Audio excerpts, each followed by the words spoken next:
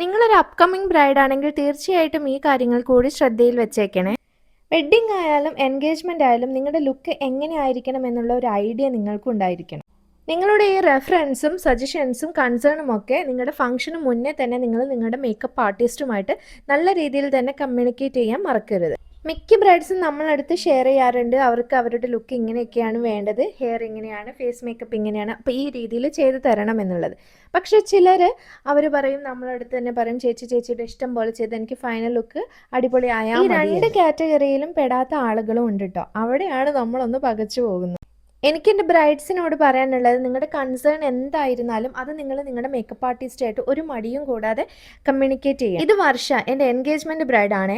ആൾക്ക് നമ്മൾ HD makeup ആണ് ചെയ്തത്. കറക്റ്റ് ആളുടെ സ്കിൻ ടോൺ മെയിൻറ്റെയിൻ ചെയ്തുകൊണ്ടുള്ള ഒരു മേക്കപ്പ് ആയിരുന്നു. അപ്പോൾ ഇനി വരാൻ പോകുന്ന എൻ്റെ ബ്രൈഡ്സ് ഞാൻ ഈ പറഞ്ഞ കാര്യങ്ങൾ കൂടി ഒന്ന് ശ്രദ്ധയിൽ വെച്ചേക്കുന്ന. വീഡിയോ ഇഷ്ടപ്പെട്ടെങ്കിൽ ലൈക്ക് ചെയ്ത് അക്കൗണ്ട് ഫോളോ ചെയ്ത് കൂടെ കൂടിക്കോളൂ. താങ്ക്